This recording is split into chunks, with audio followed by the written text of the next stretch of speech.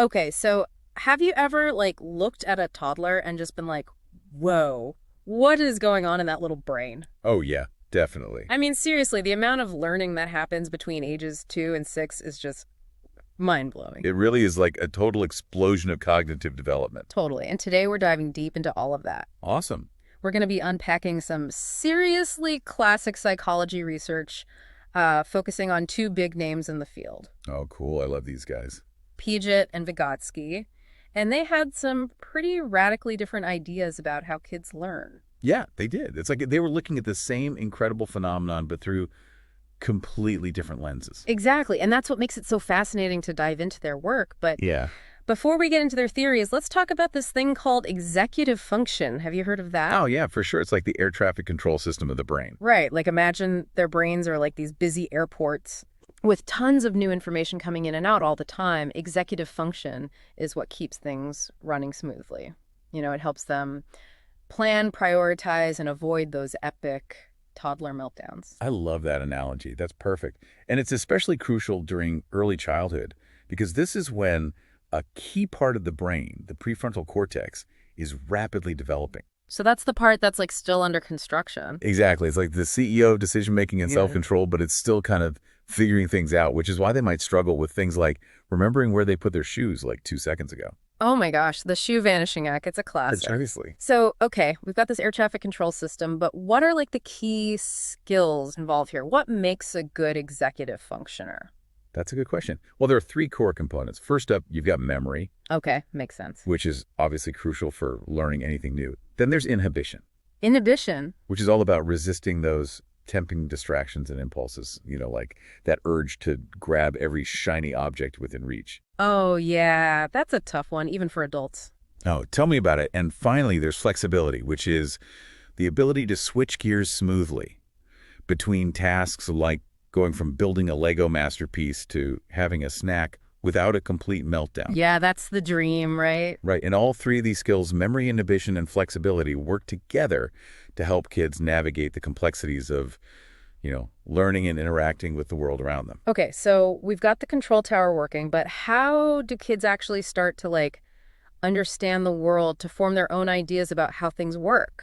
Well, that's where this fascinating idea called theory comes in. Okay, theory, that sounds intriguing. It is. It suggests that young children are like these little scientists, constantly observing, experimenting, and coming up with their own theories about why things happen the way they do. Oh, so they're not just passively soaking up information, they're actively trying to figure things out. Exactly. And it's adorable. I mean, think about it like that time your nephew was convinced that the moon was following him around. Oh my gosh, yes, every time he saw it out the car window, he'd be like, see, it's coming with us. Exactly. Those little theories are their way of making sense of a world that's still pretty new and confusing. That's so cute. It is. And it's all part of this bigger developmental leap towards understanding that other people have their own thoughts and feelings separate from their own. Okay, so that's theory of mind. Right. Yeah? Theory of mind is basically the ability to understand that other people have different perspectives, beliefs, intentions. Okay, so that's a big one. Huge. It's a major milestone because it allows for way more complex social interactions. Okay, I see that. And it's also when kids start to lie convincingly because now they can imagine what you might be thinking and try to manipulate it. Oh, so that's why my niece suddenly became a master of deception around age 4. Exactly. Those little minds are figuring it all out. It's amazing and a little terrifying at the same time, right? Totally. All right, so we've laid the groundwork with executive function and this whole theory of mind thing. Now, let's dive into the work of one of our star thinkers, Jean Piaget. This guy's the godfather of child development, right? He's incredibly influential. His work really changed how we think about how children think. He proposed that kids go through these distinct stages of cognitive development. Okay. And during early childhood, they're in what he called the pre-operational stage. Pre-operation. Okay, so break that down for me. What does that actually mean in terms of how kids think and behave? So it means they're starting to use symbols, things like language, pretend, play, drawing, to represent the world around them. Okay. But their thinking is still very concrete and tied to their immediate experiences. They haven't quite mastered logic and abstract reasoning yet. So they can pretend a banana's a phone, but they might not understand why the sky is blue. Exactly, or how a cookie got broken. Right. And Piaget came up with some fascinating, albeit sometimes quirky, concepts to describe how kids think during this pre-operational stage. Oh, I love quirky Piaget. Give me some examples. Okay, well, there's animism, which is the tendency to think that objects are alive, especially things in nature, Okay. like a child believing that the sun is sleepy when it sets, or that the trees are waving their branches to say hello. Oh, that is so cute. It's like their imaginations are just running wild. It's adorable, and it Cool. shows how their thinking is still very centered on their own perspective. Right. They assume that if they feel something like the sun being sleepy, then the sun must feel it too. Piaget called this egocentrism.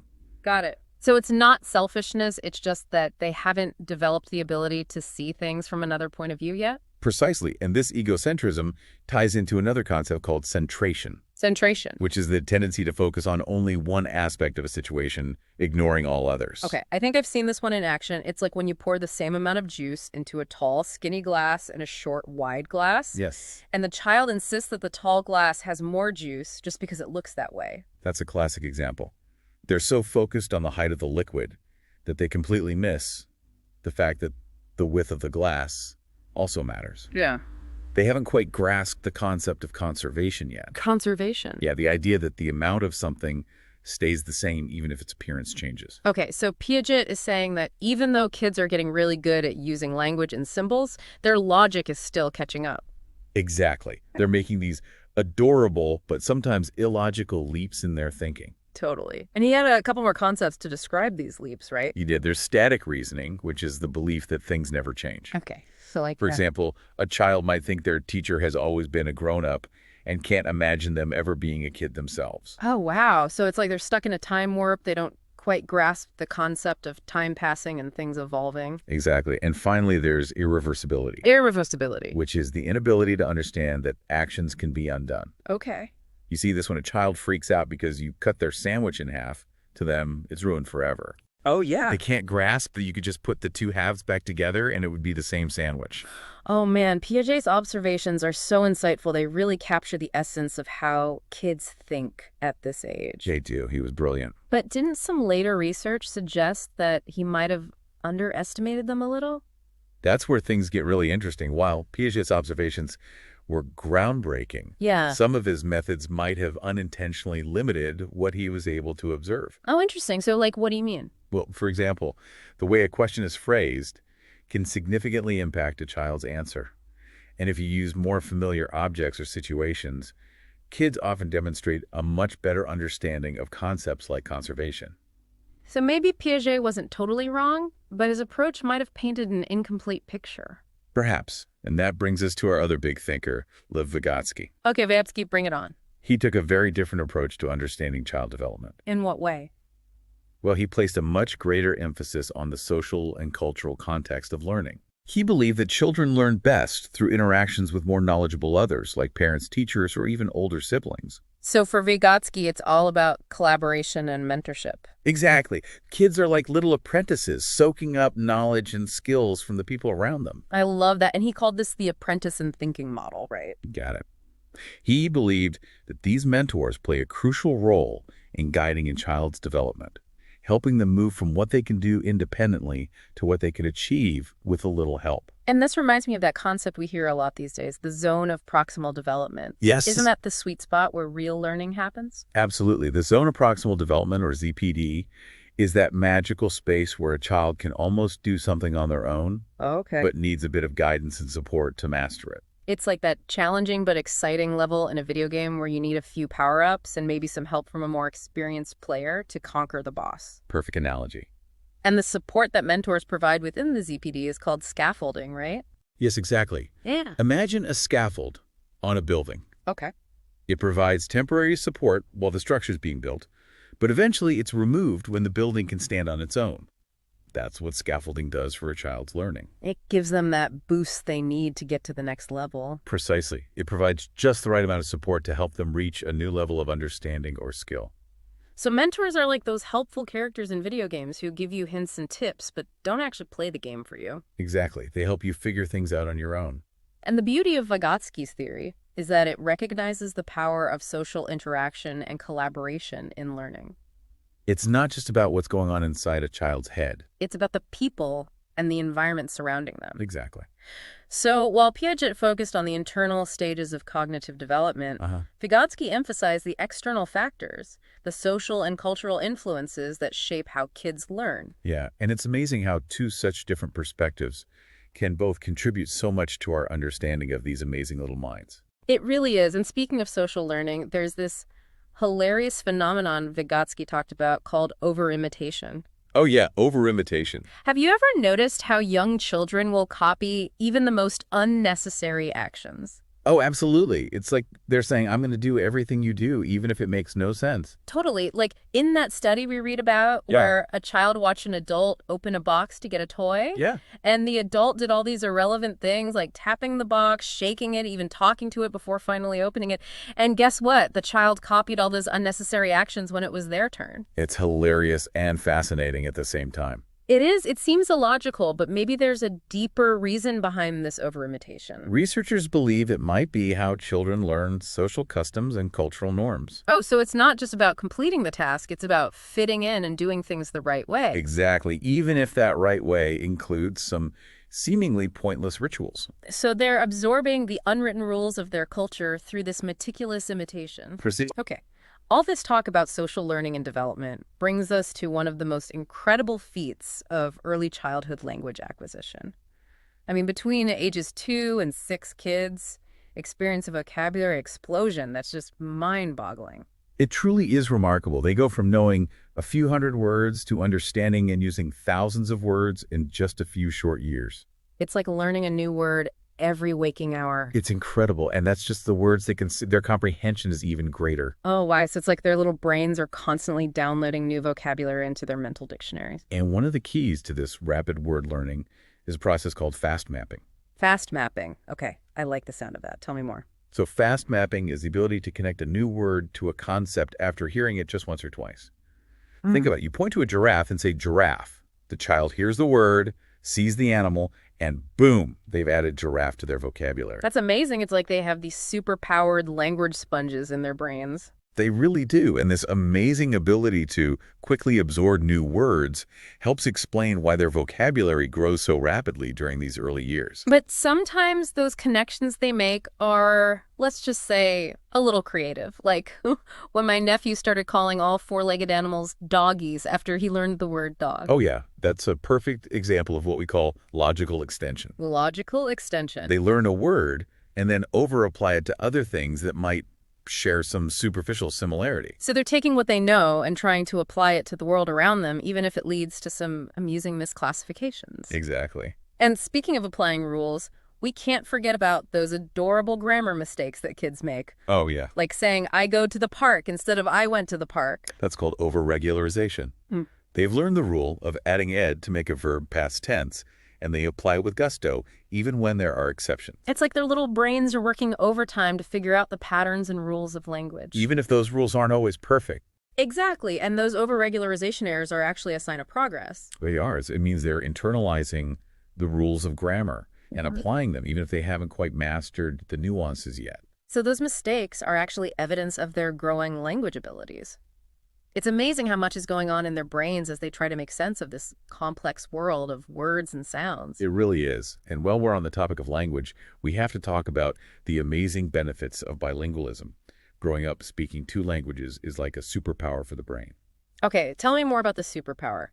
I've heard that bilingual kids have some cognitive advantages, but what's the science behind it? Well, studies have shown that bilingual children tend to have better executive function skills, improved attentional control, Wow. and even enhanced problem-solving abilities compared to their monolingual peers. So it's not just about being able to speak two languages, it's about how bilingualism impacts their overall brain development. Exactly, and there's evidence suggesting that bilingualism might even offer some protection against cognitive decline later in life. That's incredible. So raising kids bilingually is like giving them a cognitive gift that keeps on giving. And what's even more fascinating is that young bilingual children process both languages in the same brain areas, Oh, really? while adults who learn a second language later in life use different areas. That's so interesting. It's a testament to the remarkable plasticity of the young brain. They can soak up languages like sponges. This is also fascinating. We've covered a lot of ground in this first part of our deep dive. We have. From executive function to Piaget's quirky concepts to the power of social learning and bilingualism. But before we move on, we need to address the big question that many parents and caregivers grapple with. What type of preschool is best for these little learners? That's the question with no easy answers, as every child is different and what works for one might not work for another. Right. But generally speaking, early childhood education programs fall into two main categories: child-centered and teacher-directed. Okay, so break it down for me. What are the key differences between these two approaches? While child-centered programs emphasize a child's natural inclination to learn through play and exploration. Okay. They encourage self-paced learning, artistic expression, and hands-on activities, with the teacher acting more as a guide than a lecturer. So it's all about creating a stimulating environment where kids can discover and learn at their own pace. What are some examples of child-centered programs? Some well-known examples include Montessori Reggio Emilia and Waldorf schools. Ooh, I've heard of those. They all sound very focused on nurturing creativity, independence, and a love of learning. Exactly. Each has its own unique approach. Sure. Montessori schools focus on individual pride and accomplishment, presenting literacy-related tasks in a way that allows for hands-on exploration. So it's very self-directed, with the teacher providing guidance and support rather than standing at the front of the classroom lecturing. Precisely, the Reggio Emilia approach, which originated in Italy, is known for its emphasis on each child's creativity in a carefully designed setting. Okay. They use a lot of natural materials and encourage project-based learning. That sounds amazing. Like an art studio meets a science lab, all geared towards sparking those young imaginations. And what about Waldorf schools? Waldorf schools prioritize creativity, social understanding, and emotional growth. They have a strong emphasis on arts and crafts, music, and movement. So it's a more holistic approach, nurturing the whole child, not just their academic skills. Exactly. And while these child-centered programs have gained a lot of popularity, Yeah. it's important to note that teacher-directed programs can also be effective, especially if they are high quality. Okay, tell me more about teacher-directed programs. What are they all about? In teacher-directed programs, the teacher takes a more central role, leading the learning process through direct instruction and structured activities. Okay. These programs typically focus on teaching foundational skills, like letters, numbers, shapes, and colors, Got it. as well as classroom routines like listening to the teacher and sitting quietly. So it's more about acquiring specific knowledge and skills in a structured environment. Exactly. And one of the benefits of teacher-directed programs is that they're often more affordable. Okay. They can have a higher child-to-adult ratio. That makes sense. So it really comes down to finding the right fit for your child and your family's needs and values. Absolutely. There's no one-size-fits-all answer when it comes to choosing an early childhood education program. Right. The most important factor is finding a program that provides a safe, nurturing, and stimulating environment where your child can thrive. Well said. And before we wrap up this part of our deep dive, let's touch on Head Start. It's a really important program in the United States, especially for low-income families. Head Start is the most widespread early childhood education program in the U.S. It was started in 1965 and is funded by the federal government. So it's specifically designed to help low-income families access quality early education. What has the research shown about its effectiveness? Initially, there were high hopes that Head Start would significantly boost children's IQ scores. However, studies have shown that while there are initial gains in intelligence, those gains tend to fade over time. So it's not a magic bullet for raising IQ, but are there other long-term benefits? Yes, absolutely. Research has shown that Head Start participants are more likely to graduate from high school, attend college, and have higher earning potential later in life. That's encouraging. So even though the initial intelligence gains might fade, the program still has a lasting positive impact on children's lives. Exactly. And it highlights the importance of early intervention, especially for children from disadvantaged backgrounds. Okay, so Head Start might not turn every child into a genius, but it does provide them with valuable opportunities and support that can have a ripple effect throughout their lives. And that's what early childhood education is all about, providing children with the foundation they need to reach their full potential. Absolutely. All right, well, this has been an absolutely fascinating exploration of the world of early childhood cognitive development. We've covered so much ground already, from executive function to Piaget's quirky concepts to the power of social learning and bilingualism. It's been a whirlwind. It has, but we're just getting started. Stick with us for part 2, where we'll delve deeper into the role of teachers and parents in supporting these amazing little learners. Welcome back to our deep dive into early childhood cognitive development. Glad to be back. We've been talking so much about how these little brains work, but now I'm thinking about the people who work with these little brains. I mean, the teachers. Yes, the teacher-child relationship. It's really at the heart of early childhood education.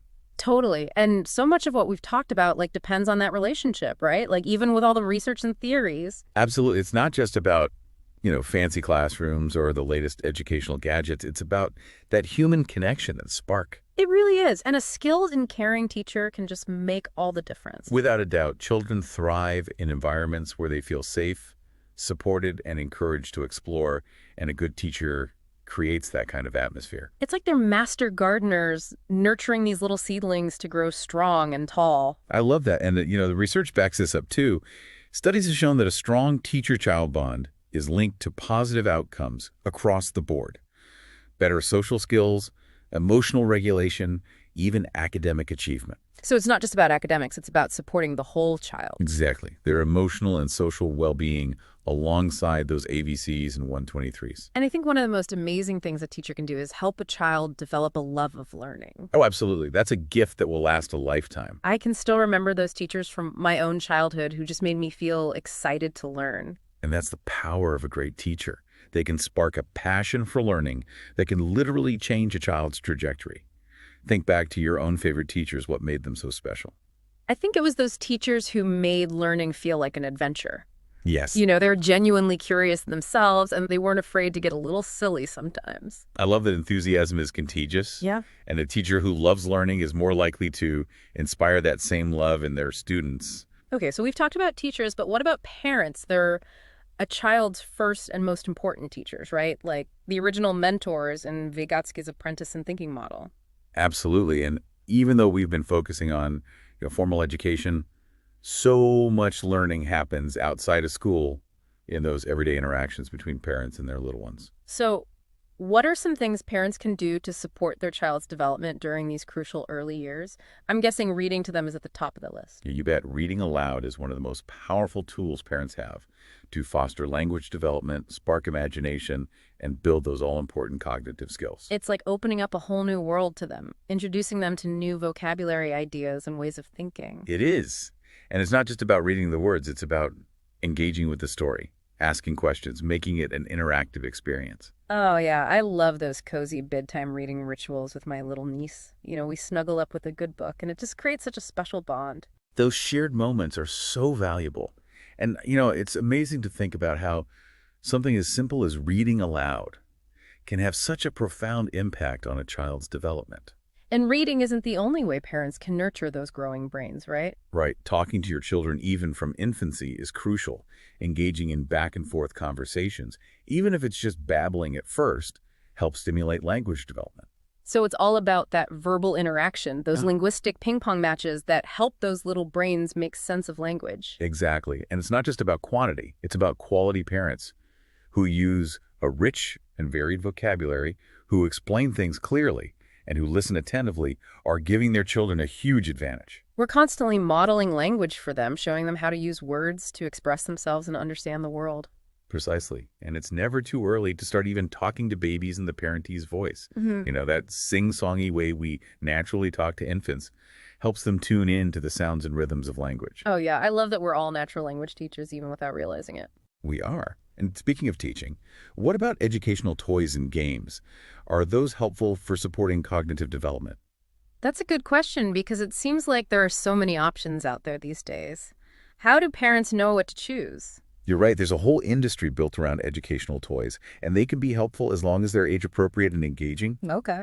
The best toys are those that encourage problem-solving creativity and hands-on exploration. So it's not about having a mountain of toys. It's about choosing toys that spark curiosity and challenge them in a fun way. Exactly. And I'm also a big believer in the power of simple toys like blocks, puzzles, art supplies. Absolutely. Sometimes the less structured, the better. A cardboard box can become a spaceship, a fort, a Peppa theater. The possibilities are endless. I love that it's all about fostering that sense of imagination, creativity, and speaking of things that can sometimes feel overwhelming, What about screen time? That's a big concern for a lot of parents these days. It is, and it's important to be mindful of screen time, especially for young children. Excessive screen time can interfere with language development, social interaction, and physical activity. So it's all about balance, right? Exactly, making sure screen time doesn't crowd out those other important experiences, like playing outside, interacting with other people, and just using their imaginations. Right. And when children do engage with screens, it's crucial to choose high quality content Absolutely. that is educational, age appropriate, and interactive. Yes, so instead of passively watching videos, they're actively engaged and learning something. And whenever possible, co-viewing with your child and talking about what they're seeing can enhance the learning experience. Absolutely. It's like turning screen time into a shared activity, a springboard for conversation and learning. It's about making those screens into tools for connection and engagement rather than just sources of passive entertainment. Exactly. And at the end of the day, remember that the best way to support your child's development is to be present and engaged in their lives. To be their biggest cheerleader and their most trusted guide. Beautifully said. It's about creating a loving and supportive environment where they feel safe to explore, learn, and grow into the amazing individuals they were meant to be. Well, this has been such a great conversation about the role of teachers and parents in supporting these little learners. But I'm also thinking it's not just about academics, right? It's about fostering their social and emotional development as well. Absolutely. Social and emotional learning is just as important as cognitive development, especially during these formative years. So what are some things parents and caregivers can do to support their child's social and emotional growth? One of the most important things is to create a safe and loving environment where children feel comfortable expressing their emotions. So that means, This means being patient and understanding when they're having a hard time and teaching them healthy ways to cope with their feelings. so instead of saying don't cry, we validate their feelings and help them find ways to calm down and manage those big emotions. Exactly. It's also important to model empathy and compassion in our own interactions with others. Oh, that's a good point. Children learn by watching us.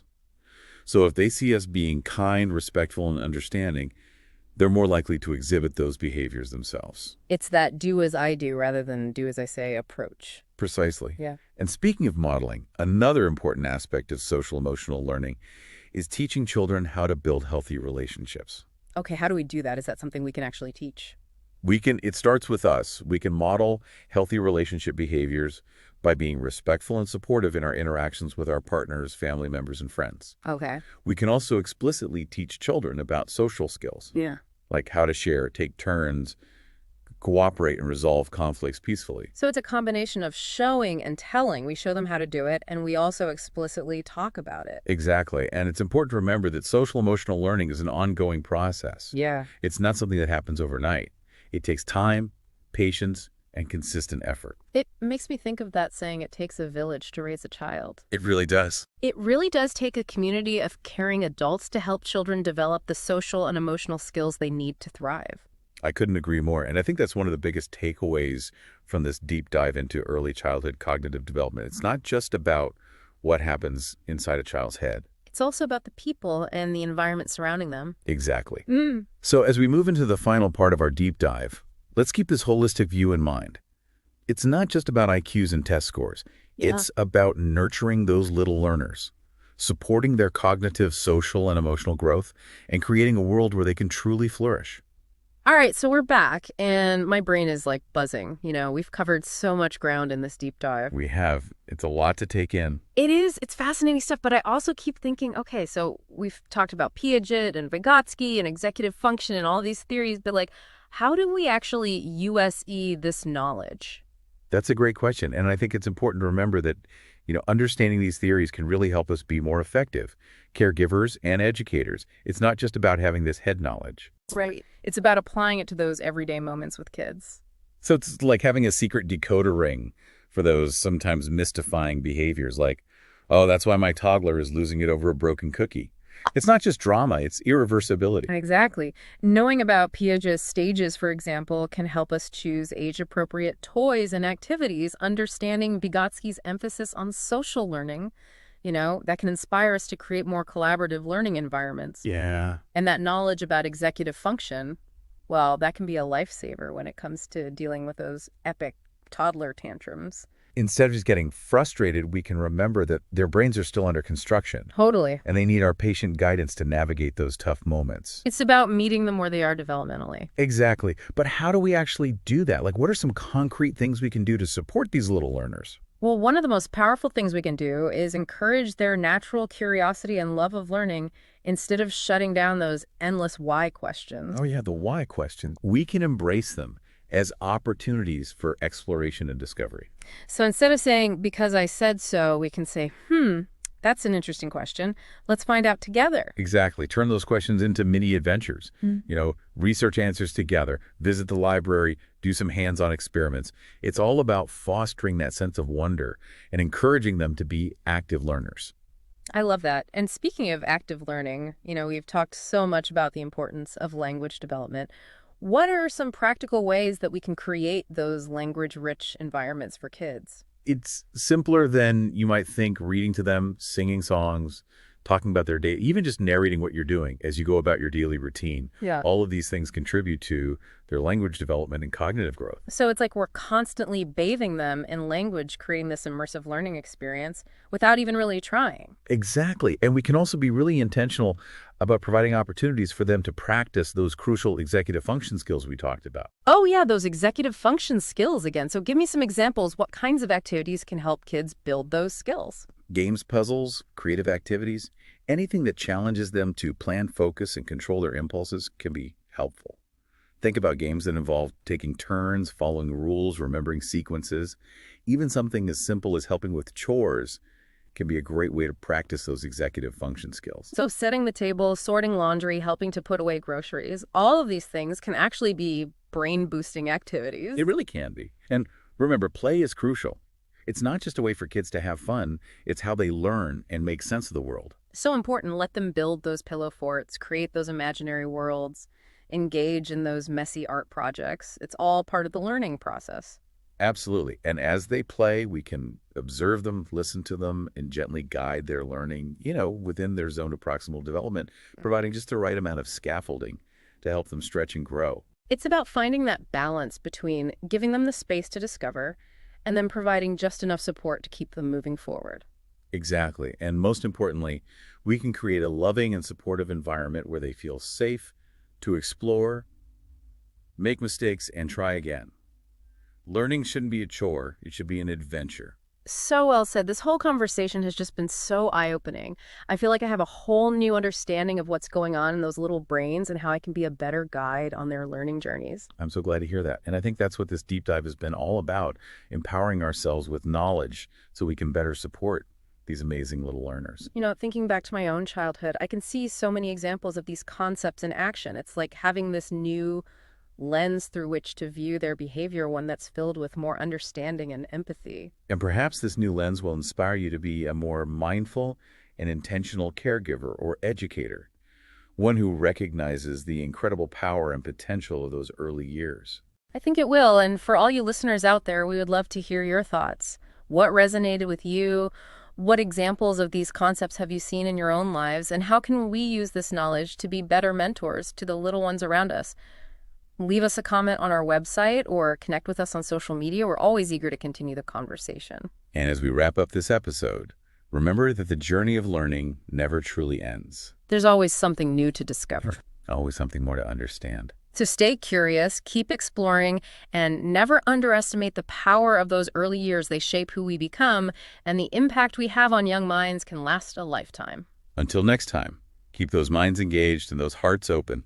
We'll be back soon with a deep dive into a completely different topic. You won't want to miss it.